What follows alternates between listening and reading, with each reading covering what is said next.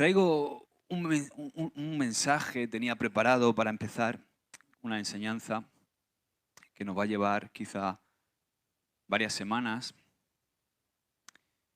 Y estábamos aquí ahora adorando y he sentido del Señor, pues que vamos a dejar esa enseñanza para otra semana, para la semana que viene, no hay prisa. Tenía la proyección también preparada. Vamos a hablar esta semana sobre el poder del reino de Dios o el poder del evangelio del reino de Dios. Y vamos a aprender varias cosas, pero no sé por qué, y es algo que no me gusta hacer, pero que el Señor siento que me está pidiendo hacer, y es que quiero hablaros y abriros mi corazón, hablaros de mi testimonio. Quiero que escuchéis y que estéis atentos, porque no sé para quién será y por qué será, pero seguramente el Señor es más inteligente que yo, sabe mejor que yo la necesidad de su pueblo. Bueno, tengo 45 años, llevo 21 años casado con esta preciosa mujer, Ruth. Tenemos 3 hijos. Aarón está en la universidad, ahora está en Murcia, que tiene 20 años, ¿no? Va a cumplir 20 años ahora en noviembre. Rubén, que está allí atrás, que tiene 13. Nuestro Abel, que tiene 14. Y bueno, mucha gente cuando nos ve dice, qué familia más bonita, ¿verdad? Pero en todos lados cuecen habas, ¿eh? Así que lo que veis es el resultado de un proceso que no ha sido sencillo. Yo nazco prácticamente en un hogar cristiano. A la edad de 7 años, mi papá y mi mamá se convierten al Señor, entregan su vida en Francia, en un culto en francés, sin entender francés. Simplemente la presencia de Dios tocó su corazón y ellos recibieron al Señor. Y el primer milagro en su vida es que cuando volvían de Francia con toda la familia, nosotros éramos muy pequeños, mi hermano Raúl y yo, Jonathan, al que conocéis muchos de vosotros aún no había nacido. Volviendo de Francia, pasamos por Cataluña, y al pasar por Cataluña mi padre iba siempre con un mapa. Aparte conocía bien la ruta porque teníamos familia en Francia y íbamos a menudo. Y parece ser que mi padre se durmió. Y cuando él vino a darse cuenta, iba por un sitio y dice, pero ¿cuándo hemos pasado estos 2 pueblos y el túnel? Fue un milagro, claro, son cosas que las cuentas así y ti dices tú, bueno, a lo mejor te suenan a algo fantasioso, ¿no? Pero el que conducía era él y el que sabe lo que pasó esa noche es él. Y dice que pasamos más de 60 kilómetros que él no tiene conciencia de haberlos pasado, ¿no? Y yo creo que fue un milagro. El Señor ya empezó a guardar a mi familia. Y mis padres comienzan a congregarse. Yo soy un niño, empiezo a ir a la escuela dominical. Qué ilusión, ¿verdad? Nos hace a los pequeños ir a la escuela dominical. ¿Y cuántas enseñanzas están grabadas desde pequeño? No pienses que no es importante que tus hijos vayan a la escuela dominical, porque se te queda grabado en el corazón muchas enseñanzas que luego cuando eres mayor nunca olvidas. Así que es importante que en la escuela dominical, sobre todo lo digo para los profesores de escuela dominical, no piensen que estamos para entretener a los niños, sino que estamos para ministrar a los niños, para servirles. Y necesitamos la unción del Espíritu Santo. La unción del Espíritu Santo para servir en la casa del Señor hace falta hasta para fregar, ¿verdad? ¿Cuántos están fregando y diciendo, me toca a mí, ¿no? Pero hace falta hasta para fregar. Ahí comenzamos a congregarnos en una pequeña iglesia en Murcia, y tengo un crecimiento pues normal dentro de la iglesia, con un perfil de iglesia pues asamblea de Dios, muy legalista en muchas cosas, pero con sana doctrina, aunque vuelvo a repetir un poco legalista en muchas cosas.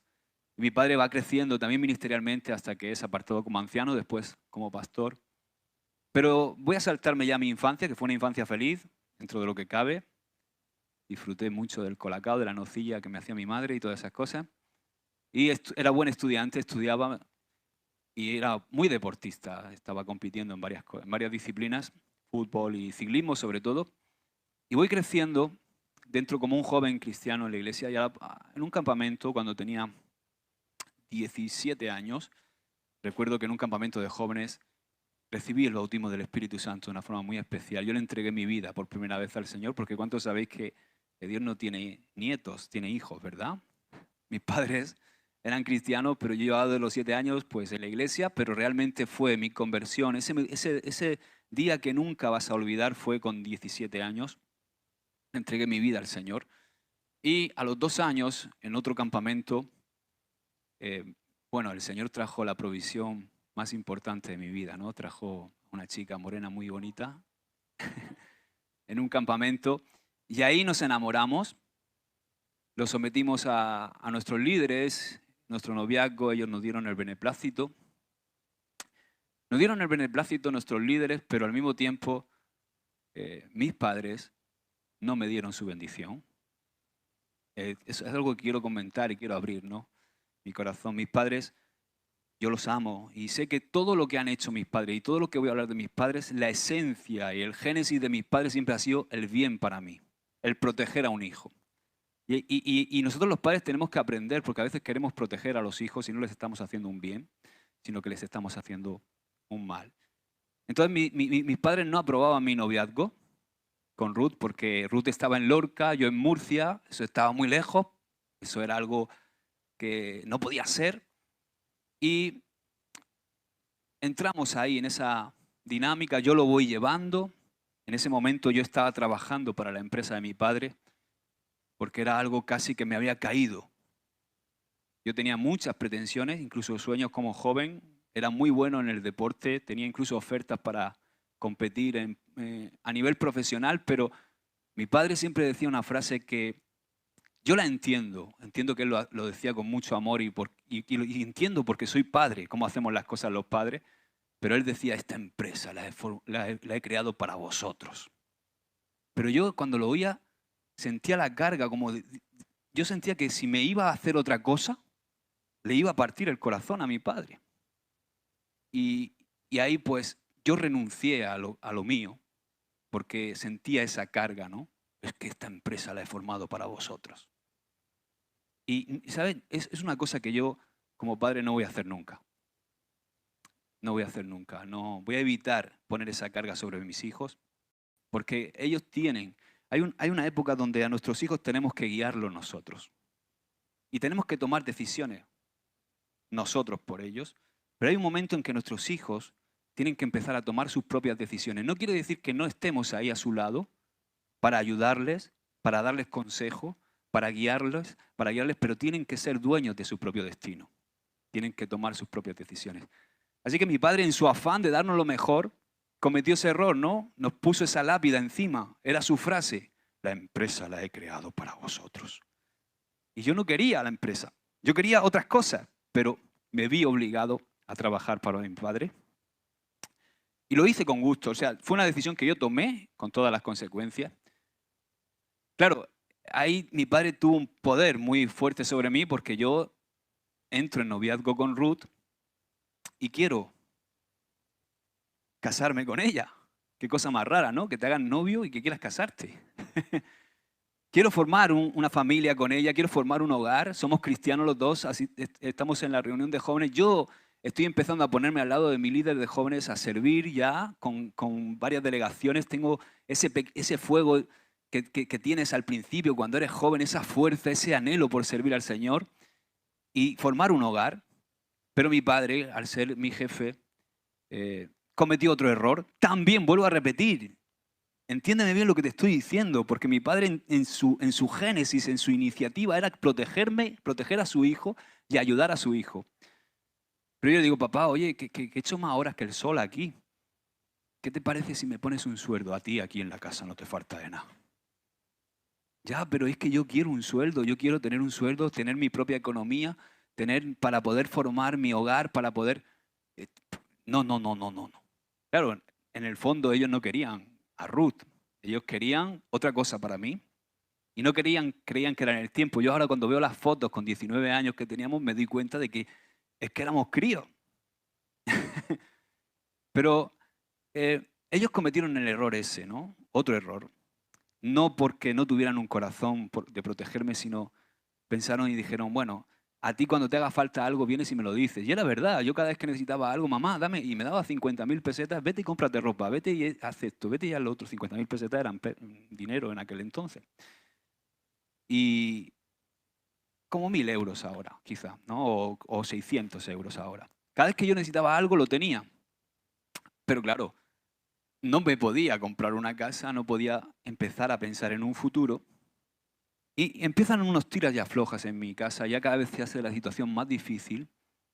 Y todo esto se junta con que yo empiezo también a servir junto a mi líder de jóvenes y pasa algo, ¿no? Pasa algo y es que yo me abro a mi líder de jóvenes en un momento porque yo estaba sufriendo una cosa en mi vida y sabía que esa cosa no le agradaba al Señor y yo quería servirle al Señor, yo quería seguir creciendo, necesitaba ayuda. Yo tenía problemas con la pornografía y con la masturbación con 19 años. Y yo voy y me abro a mi líder de jóvenes y le digo, ayúdame por favor. Y él se quedó mirándome y me dijo, ¿tú que estás en mi staff, que estás sirviendo conmigo, estás con problemas de pornografía y de masturbación? No quiero, de ahora en adelante estás destituido de todos los cargos y te voy a poner en disciplina por no sé cuántos meses y no sé qué. No quiero que vuelvas a subir al altar a nada, no quiero ni que toques un cable. Vamos, decirme eso a mí. Wow, yo me quedé, digo, gloria a Dios, gracias, me está ayudando mucho. Ya me siento más libre. Lo peor de todo es que eso fue un jueves, un martes, y el viernes teníamos la reunión de jóvenes y estaba sentado yo así como está Ramón, con un montón de jóvenes en la reunión de jóvenes, él estaba predicando y dijo, hay jóvenes que vienen y me dicen que se masturban y que tienen problemas con pornografía. Cuando dijo eso todo el mundo me miró a mí.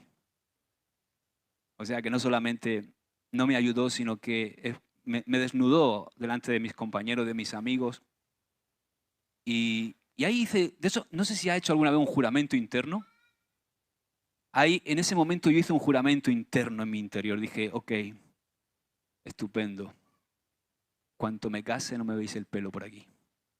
Porque yo estaba enamorado de Ruth y no quería dejar la iglesia porque dejar la iglesia implicaba dejar a Ruth y dejar, pues, abandonar a mi amor, a quien Dios me había dado como esposa, ¿no? Y entonces en ese momento surge, todo pasó casi en la misma semana, ¿no? Imaginaos cómo me sentía un joven apenas de 19 años que amaba al Señor y quería servirle, quería ser libre para poder servirle mejor. Y ¿a quién va a ir? A su liderazgo, a pedir ayuda y se encuentra con esto, ¿no? Luego, años después, este líder de jóvenes, pues, se divorció, cayó en adulterio. Es paradójico, ¿verdad?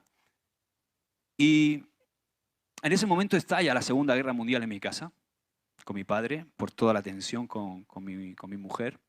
Y tomo una de las decisiones más importantes que he tomado en mi vida y de las que no me arrepiento, aunque fue dura.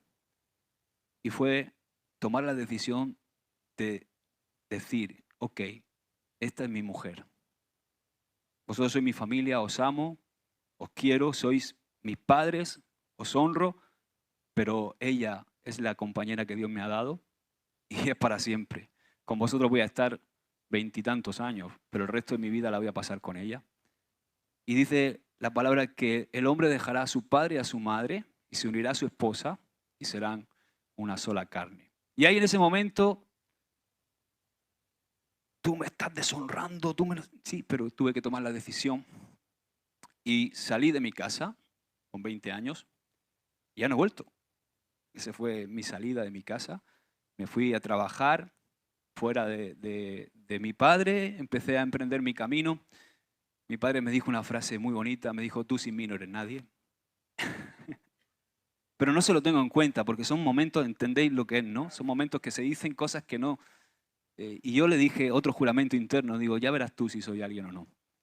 Y en fin, salí y emprendí mi vida fuera de mi hogar, una decisión muy dura, pero vuelvo a repetir de la que no me arrepiento. Aposté por lo que era mi futuro y por lo que Dios había puesto en mi corazón, que era mi esposa, mi mujer, y empecé a trabajar Pronto nos casamos, yo tenía un trabajo muy bueno, empecé a trabajar en un distribuidor de telefonía móvil y al final del distribuidor, como me iba tan bien, me subieron y me ascendieron y trabajaba para Telefónica Móviles en el momento y en el boom de la telefonía móvil.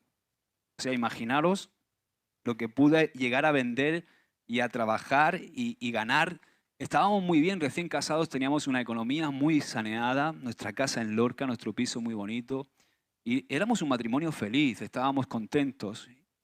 Estábamos congregándonos, muchas veces veníamos aquí, estábamos también yendo a Sangonera. Era un poco complicado porque en ese momento no había ningún lugar donde congregarse en Lorca, pero resulta que mi padre con su negocio va creciendo y deriva su negocio y empieza a construir, se hace constructor con el boom del ladrillo y empieza a construir y se asocia con un socio y empiezan a abrir oficinas en Marbella y yo veo que empiezan a construir y a hacer promociones de 800 viviendas, de 100 y pico viviendas en otro sitio, de 200 y pico. Mi padre empieza a cambiar toda su vida. De repente mi padre, que era un empresario mediano, empieza a tener un montón de propiedades.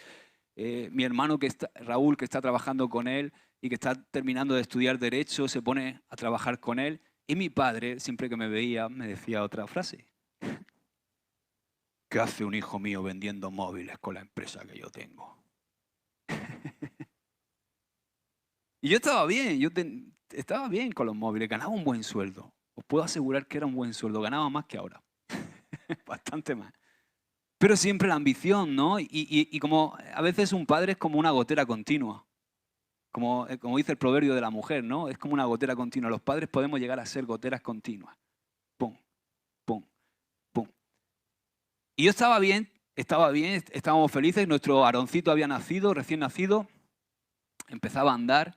Yo tenía mucha presión porque tenía un puesto de mucha responsabilidad. Tuve algunos episodios de ansiedad, pero nada importante. Sí que tuve ahí unos años luchando con la ansiedad porque era mucha la responsabilidad y también todo lo que yo había en esos años.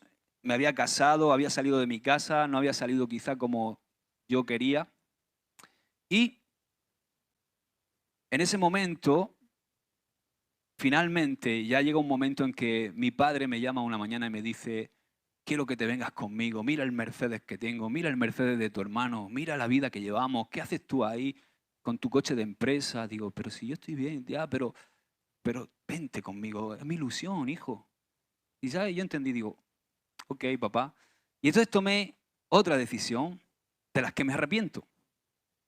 Y fue tomar una decisión sin ni siquiera consultarle a mi esposa, que fue la de irnos otra vez a Murcia y empezar a trabajar con mi padre. Ok, empezamos a trabajar en la empresa, me pone un sueldo que yo no sabía ni cómo leerlo. Una casa en el centro de Murcia, la mejor zona de Murcia. Un pedazo de BMW. Luego lo cambiaba cada 6 meses, empecé a cambiar coches. Tú no te puedes imaginar los coches que tenía. Y empezamos a vender muchas viviendas. Estoy hablando de años 2005, finales 2004, 2005. La cosa va bien, viví ya toda la vida.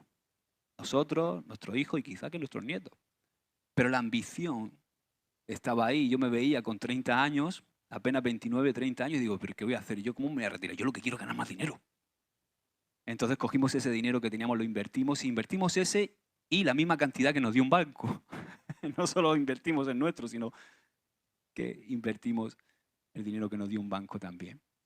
Y eso fue nuestra ruina, porque como sabéis vino la hecatombe, ¿no? Vino, la burbuja estalló y recuerdo que vendíamos aproximadamente entre 20, 25, 15, 20 viviendas al mes y no fue un descenso así poquito a poco. Y dices tú, uy, este mes he vendido 6, uy, este mes he vendido... Miguel asiente porque Miguel ha estado en el sector y sabe de lo que hablo, ¿no? Fue que vendíamos 20 viviendas y al mes siguiente 0. Entonces entramos en crisis, ¿no? Y empezamos a cerrar oficinas por todos lados, las oficinas que teníamos también en Inglaterra. Y recuerdo que en todo ese momento, en esa vorágine de ir bien, de manejar tanto dinero, de movernos a unos niveles, empieza a deteriorarse mi relación con mi esposa. Empieza a destruirse mi matrimonio. ¿Por qué? Porque yo empiezo a moverme con gente muy importante de Murcia, ya no solo de Murcia, sino también en Madrid. Empiezo a contactar con muchos constructores que hacen negocios con nosotros.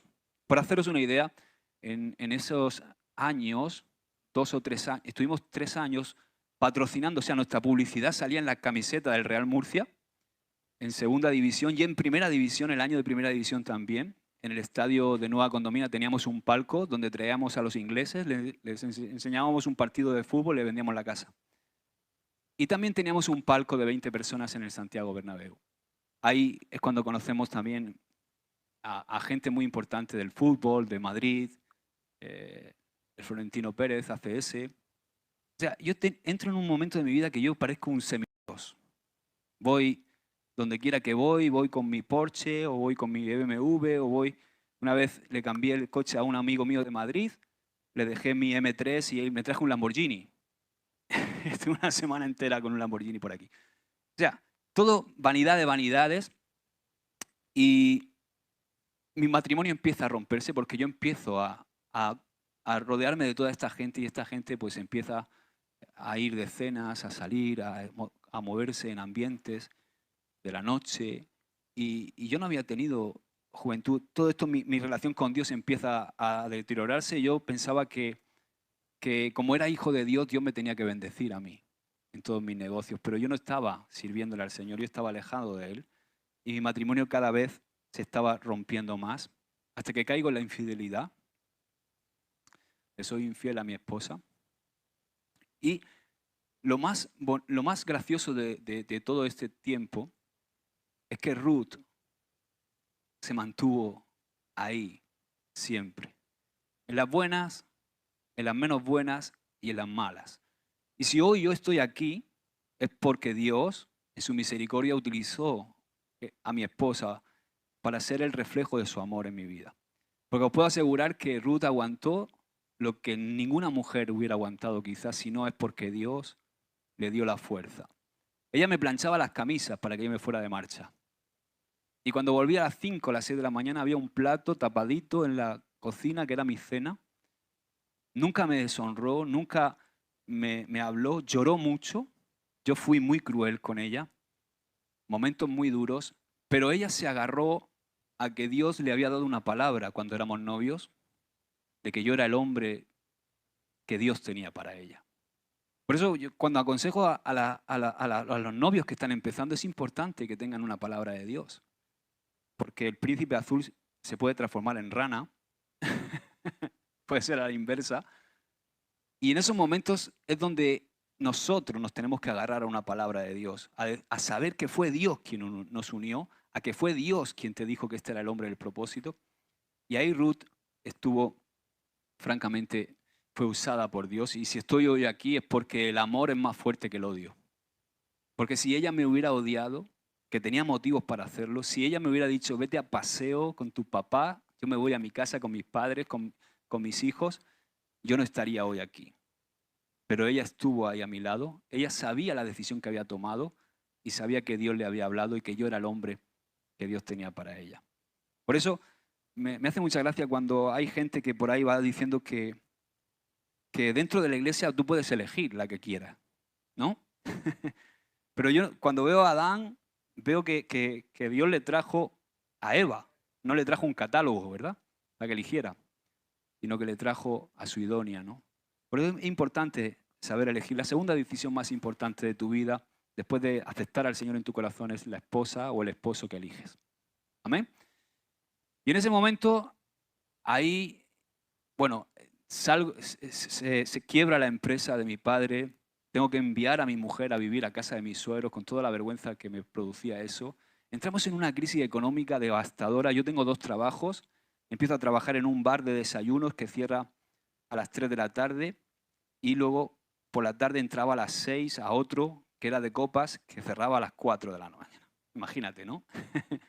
Empiezo a trabajar ahí para intentar sanear nuestra economía. Dios en su misericordia hace posible que yo venda un montón de propiedades por los pelos y puedo salir casi indemne de todo esto, pero aún estamos pagando hoy día un embargo de aquellos tiempos que yo pago todos los meses religiosamente. Pero es está ahí como una señal, ¿no? Para que nunca se me olvide y nunca vuelva a tomar decisiones sin consultar a Dios y, por supuesto, sin tener un mutuo acuerdo con mi esposa, que es la compañera que Dios me ha dado. Entonces, después de quebrar esta empresa, yo intento, aún sigo en mi terquedad, en mi necedad, mando a Ruta a Lorca y enseguida me buscan dos personas que yo había conocido en el mundo este en el que me había movido, para que yo pueda trabajar con ellos, porque están interesados en contratarme por mis facultades para el tema de marketing y todo eso. Me contratan y me lían. Bueno, no me lían, yo me dejo liar. Nadie me puso una pistola en el pecho. Eso es algo que he aprendido porque pasamos la vida echándole la culpa a todo el mundo, de todo, pero nosotros tenemos la mayor culpa, porque nosotros somos dueños de nuestro destino. Nosotros somos los que le dijimos sí a nuestra esposa. Nosotros somos los que le dijimos sí a nuestro esposo. Nosotros le dijimos sí y quizás no sabíamos si era la voluntad de Dios. Así que si te ha salido rana, no le eches la culpa a todo el mundo. Nadie te puso una pistola en el pecho, ¿verdad? Para que eligieras ese socio o eligieras meterte en ese negocio o en ese trabajo. Asume las consecuencias y no viva echándole la culpa a los demás. Ese sentimiento de víctima. ¿No habéis visto que son personas que parece que son víctimas de la vida? Es que mi padre, es que mi madre, es que mi jefe, es que... Bueno, pero ¿y tú? Tú eres el que tiene que tomar las decisiones también, ¿no? Nadie te pone una pistola en el pecho. Eso es una de las cosas que aprendí, por supuesto, en todo este tiempo, porque yo era así, yo era de que todo el mundo tiene la culpa. Total, que montamos, para ir abreviando, 3 empresas. Después de esta, con mi padre, monté esta empresa con 2 socios, una empresa que empezó otra vez a subir como la espuma, ¡fum! Pero de repente, ¡pum! Claro, yo no disponía de economía y tenía que depender de los inversores, y los inversores al final eran los dueños, y cuando me usaron, me tiraron. Cuando ya me habían sacado todo el pringue, me dejaron en la calle.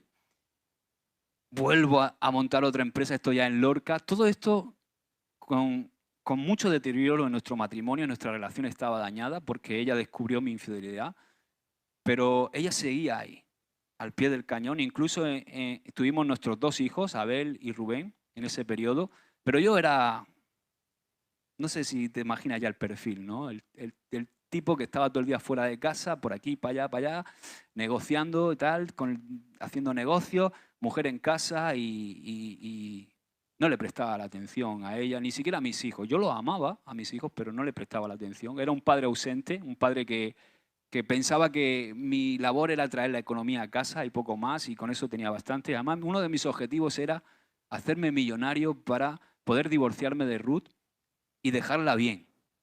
Fíjate si era orgulloso. O sea, yo no quería dejarla en la...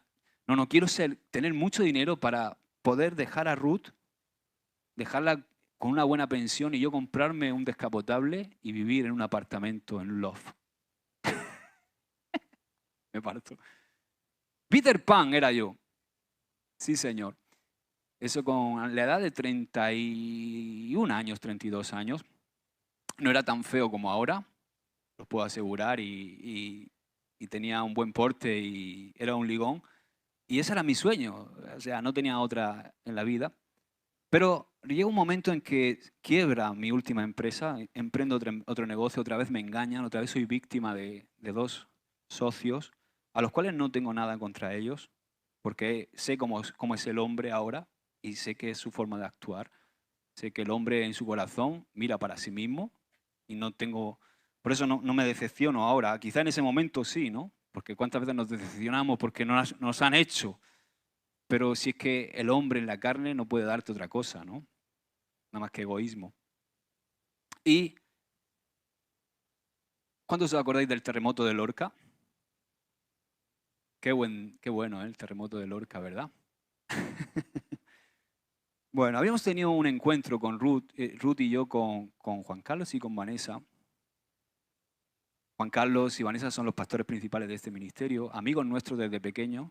De hecho, Vanessa en el campamento, a Vanessa la conozco desde que tenemos 7, 8 años. Vanessa en el campamento es la que me presenta a Ruth. Es la Celestina, ¿no? Que está ahí metiendo caña. Yo conocí a Juan Carlos también de jugar al fútbol y todo eso. Era, pasa, tío, ¿cómo estás? ¿No? Juan Carlos era así, ¿no? De cuando éramos jóvenes. Tío, ¿pero qué pasa? Pero claro, Juan Carlos le tocó el Señor en el mismo campamento que a mí. Yo cogí un camino distinto y él con 19 años ya era pastor. Y yo pegando cepazos por ahí por la vida, ¿no? Y Ruth dice, nos han invitado Vanessa y Juan Carlos a estar con ellos, van a venir a Lorca. Y yo no quiero estar con ese.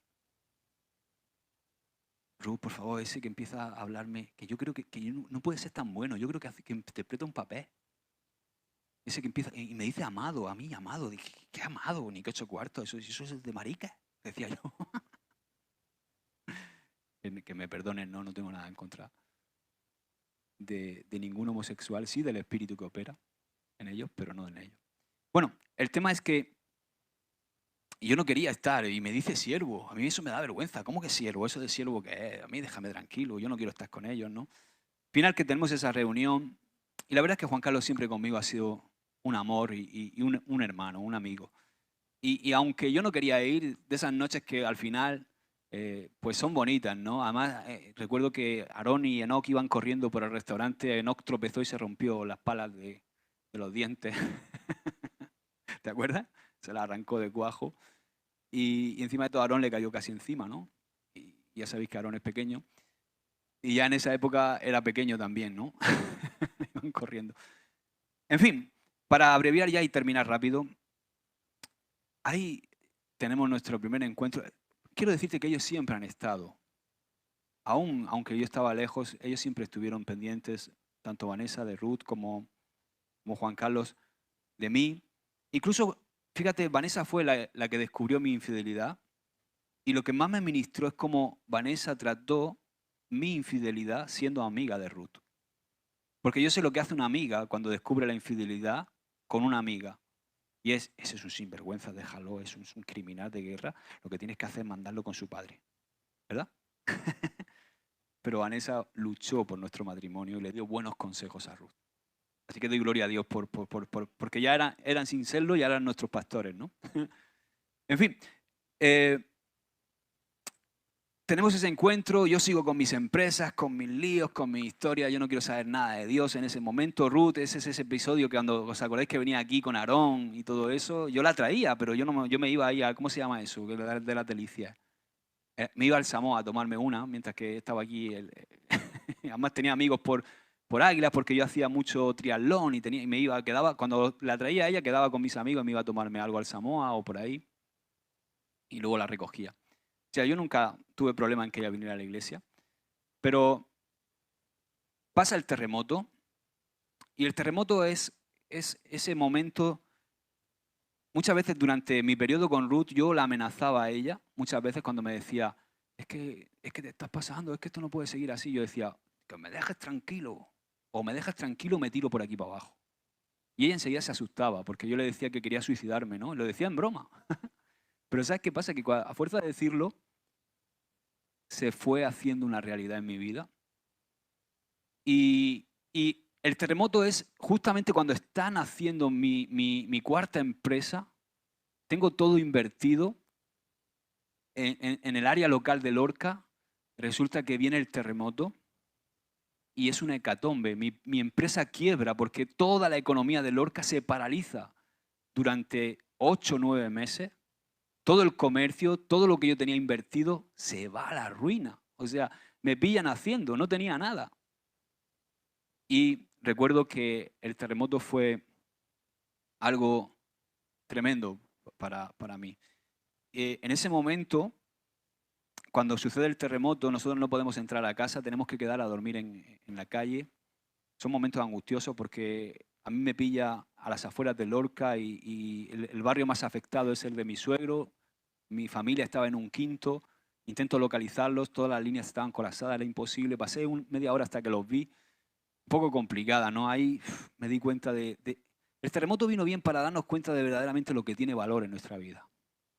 Que no es el dinero, no los coches, no es el éxito profesional, sino que son tus seres amados, ¿no? Y esa media hora, 45 minutos que yo estuve sin saber de Ruth y de los niños, incluso de mis suegros, fue como una agonía hasta que los vi. Y ver Lorca paralizada, dando un paseo luego después del terremoto por el centro con mi cuñado, estaban las puertas de las casas abiertas, los televisores encendidos y todo vacío. Los frigos pitando, porque sabes que cuando se abre un frigo, pi, pi, pi, empieza a pitar. O sea, era como una ciudad fantasma. Fue muy, muy impresionante para mí eso. Pero enseguida, ¿quién nos llamó cuando el terremoto? Juan Carlos y Vanessa nos llaman. Llaman a Ruth porque a mí, yo miraba el móvil, este no se lo cojo. Y entonces llamaron a Ruth y dijeron que estáis bien, estáis todos bien, pues estamos aquí en la calle, no hemos podido entrar a nuestra casa porque aún no sabemos si es seguro, porque pusieron la vivienda, tenían que analizar los expertos para ver si los pilares estaban tocados, no nos dejaban subir. A mí me pilló, fíjate, me pilló con todo mi cartera, yo a 50 euros en el bolsillo y todo lo demás estaba en casa. No tenía ni el DNI, ni nada de nada, ni tarjeta, ni nada. Y entonces nos llaman y dicen, por favor, veniros a casa. No. Veniros a casa. Si no tenéis donde dormir, aquí está nuestra casa. Y ellos tenían un piso de 100 metros cuadrados, eran 5 y nosotros 4. Perdón, nosotros 5 y ellos 6. O sea, imagínate. Total, que no sé cómo acabo en casa de Juan Carlos y Vanessa. Todo el tiempo que estuvimos en casa de Juan Carlos y Vanessa, estuvimos ahí en su casa hasta que nos dejaron entrar a nuestra casa, que pasó aproximadamente ¿cuánto tiempo?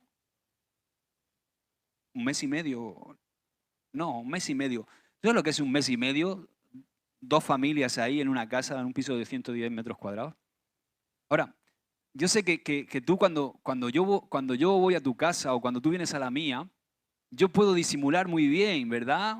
Un fin de semana, vienes un sábado a comer, y sales y dices tú, qué bien se llevan Josué y Ruth, qué maravilla los niños, qué tranquilitos. Yo quiero una casa como esa, ¿no? Pero en un mes ya cuesta, ¿verdad? En un mes y medio cuesta más disimular. Si estoy todos los días en tu casa, un mes y medio, al final, pues, ¿sabes qué me impresionó? Y fue algo que yo cuento como un testimonio porque fue como Dios tocándome el corazón. Me ministró ver cómo ese hombre, Juan Carlos, y esa mujer, Vanessa, gestionaban todos los problemas cotidianos de su casa, porque 4 hijos dan mucha guerra. Y vi a ese hombre cómo manejaba su hogar, cómo manejaba la relación con su esposa, cómo me aguantaba a mí también y a los que estábamos allí. Y cómo el ver eso día a día durante un mes y medio fue un impacto para mí, porque tuve por primera vez el contacto con el reino de Dios, no con una religión, que era con lo que me había encontrado, con religiosidad, con un espíritu legalista. Me encontré con el reino de Dios en un hogar, con problemas, con dificultades que afrontar cada día, con riñas, con cosas, pero yo vi a un hombre y una mujer que querían vivir el reino de Dios y eso impactó mi corazón. Y recuerdo que cuando salíamos por el zaguán, por la escalera, cuando ya nos íbamos despidiéndonos con las pocas maletas que teníamos, ya íbamos para nuestra casa porque nos dejaban entrar a nuestra casa.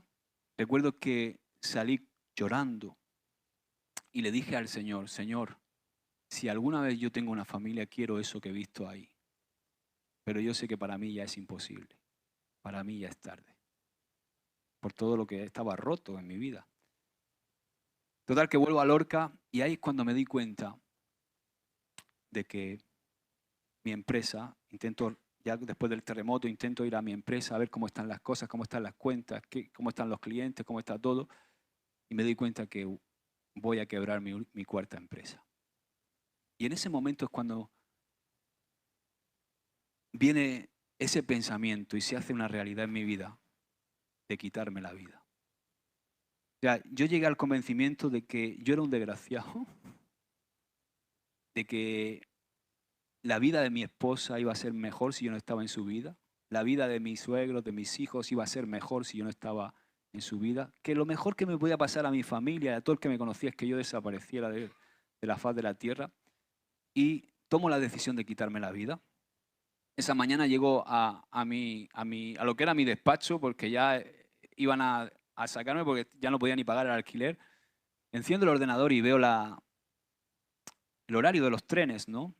Hay un sitio allí en Lorca que es muy famoso, que ahora está muy vallado, pero donde la gente se tiraba al tren siempre. Y yo conocía ese sitio. De hecho, hacía poco que alguien se había quitado la vida ahí. Y yo pensé, digo, oye, las alturas me dan, no sé, pero el tren un golpe y para adelante, ¿no?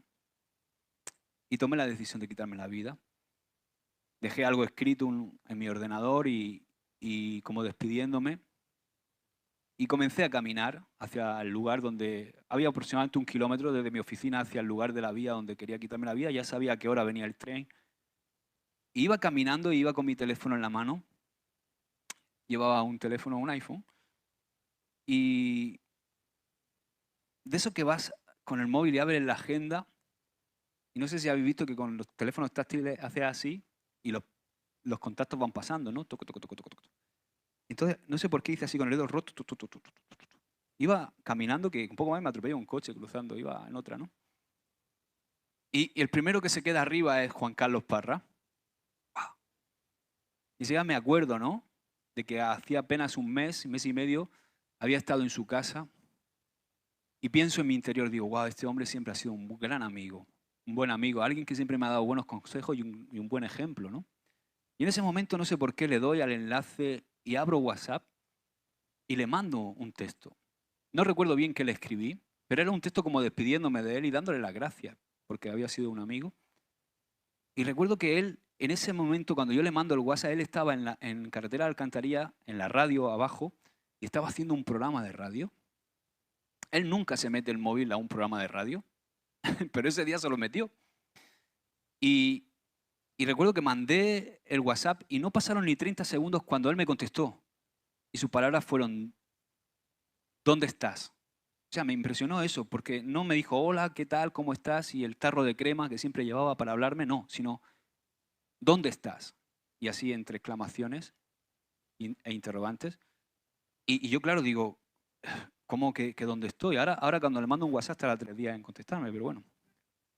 Pero en ese momento fue tan rápido y yo le hablé y le dije, no, estoy, Lorca, por favor, te pido un favor, si verdaderamente eres mi amigo, como me has dicho, te pido por favor que no te muevas, que quiero ir a decirte algo. Y yo, ¿qué dices? Tú estás loco, estás perdido la cabeza. No, no, no, no tienes que venir aquí a nada, no, no, no, no, que va a venir de Murcia, te lo pido por favor, insistió. Y en ese momento yo pensé, digo,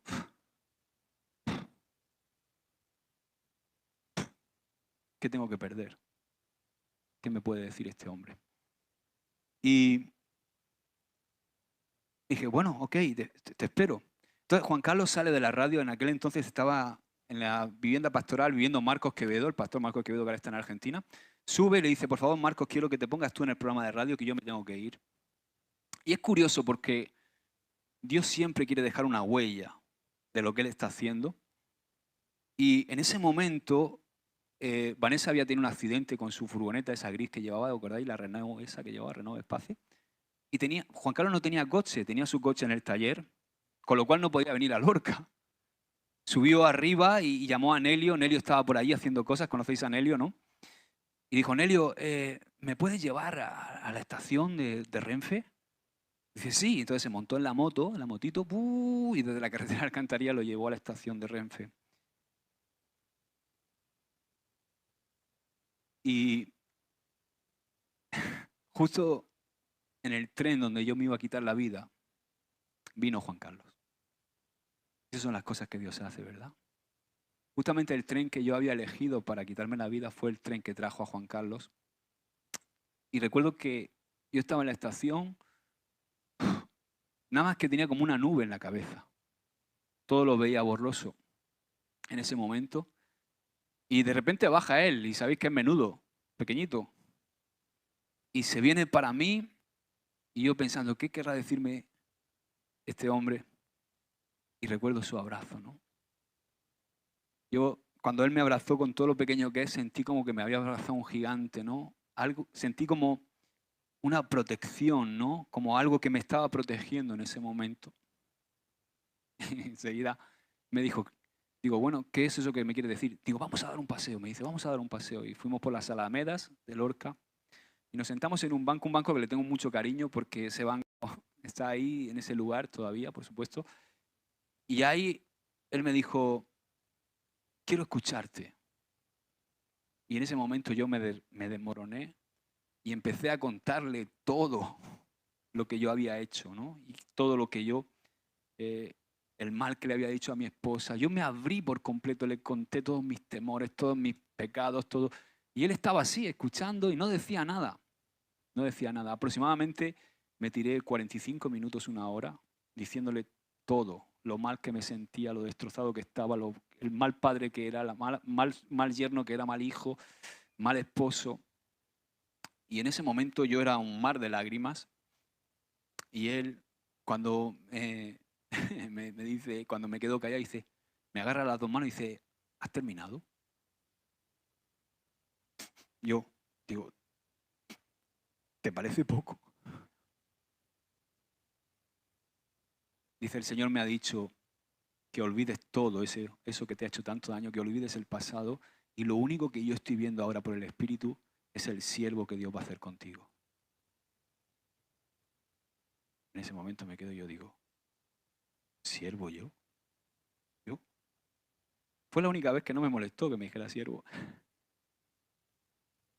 ¡Wow! O sea, inmediatamente es como que mi mente se transportó a ese momento con mi líder de jóvenes años atrás, donde yo le había dicho todo el problema que tenía, todo mi pecado, y donde él había reaccionado señalándome con el dedo, había visto la religiosidad, el legalismo, y había dañado mi vida, y poco más que se la carga finalmente mi vida. Pero en ese momento descubrí la faceta más importante del Evangelio, que es el amor y la misericordia de Dios, que es el perdón. Pude ver el reino de Dios. Y ahí, hermanos, pasó algo. Mi corazón pegó el giro.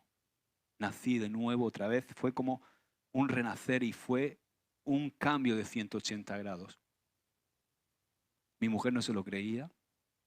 Mi suegro no se lo creía. Me miraban con escepticismo, como diciendo, a ver lo que le dura a este. Y a mí me daba pesambre, me daba... Porque yo sabía lo que había pasado dentro de mi interior. Y desde ahí fue el cambio radical en nuestra vida. No ha sido fácil. Hemos tenido que afrontar un proceso de restauración, un desierto muy largo como familia. Pero el Señor ha estado a nuestro lado y hemos visto la gloria de Dios. Así que no sé por qué he tenido que contar mi testimonio, pero esta es nuestra vida. Y de ahí, de ese día, hace ahora 11 años, va a hacer 11 años ahora, y el Señor nos ha honrado llamándonos a servirle en el ministerio. Y seguimos, ¿verdad, cariño? Seguimos teniendo una vida que no es color de rosas, pero sí que intentamos tomar las decisiones juntos y, por supuesto, con el beneplácito del Señor, guiados por el Señor. Así que estamos aquí y damos gloria a Dios por estar aquí y por tener la honra de serviros a vosotros y de estar en este lugar. Amén. Amén. No sé si tú quieres decir algo, ¿no? A lo mejor otro día lo cuentas tú desde tu óptica, ¿no? Porque imagino que fue duro. Pero déjame decirte que estamos para ayudaros en cada situación y que a veces parece que tenemos que ayudar con la Biblia y a veces la Biblia somos nosotros, nuestra vida, ¿no? Lo que hemos vivido. Yo muchas veces la gente, he tenido muchos compañeros de trabajo, gente que, la Biblia, eso lo han escrito hombres, eso no sé qué, no sé cuánto. Digo, sí, pero lo que Dios ha hecho en mi vida, ¿eso cómo? Y entonces muchas veces le da el testimonio y dice, wow, contra eso no puedo rebatir, ¿verdad? Nosotros somos un mensaje. Padre, te damos gracias, Señor, por tu presencia en este lugar. Yo, sabes que, Espíritu Santo, me da mucha vergüenza contar todo esto. No es algo, no me gusta hablar de mí. Pero he sentido que tú querías que hiciera esto esta tarde y yo lo he hecho en obediencia a ti, Señor. No entiendo. No sé si servirá, si no servirá. Solamente me someto a lo que siento de tu Espíritu, Señor. Que tú puedas bendecirnos, Señor, y ayudarnos, Padre, a tomar decisiones guiados por tu Espíritu Santo, a tomar decisiones sabias, Señor, a ser buenos padres, a ser buenos hijos, a saber tomar decisiones siempre bajo la guía de tu Espíritu Santo, Señor. Gracias te doy por mi vida, por lo que has hecho en mí y por lo que haces cada día en millones de personas, Señor, porque esto no es más que una muestra de tu amor, de tu misericordia, de tu restauración. Que podamos, Señor, nosotros ahora hacernos uno contigo y ser también de ayuda para los demás, Señor. Hay tanta gente con tanta necesidad, Padre, que podamos ser luz y ayuda, Señor, que podamos ser tus manos y tus pies para más gente, Padre. En el nombre de Jesús. Amén y amén. Aleluya. Dios te bendiga. Pues os amo mucho y no como la trucha al trucho, ¿eh? Así que Dios te bendiga.